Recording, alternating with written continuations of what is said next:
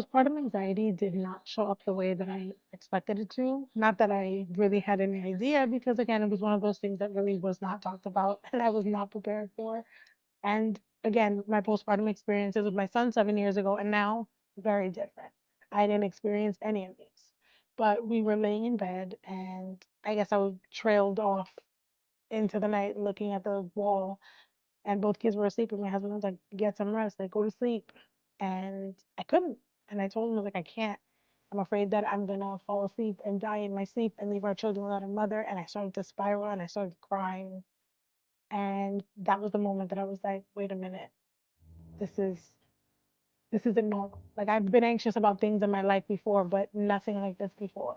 And then I started thinking about everything else and how the idea of getting both kids out of the house, even just to go for a walk, any little thing just felt bigger than it was supposed to feel. And I felt like I couldn't breathe all the time. And I would get outside and I'd be nervous about people touching her, and worried not just about something happening to her, but something happening to me. And I think that's when I realized this isn't just exhaustion.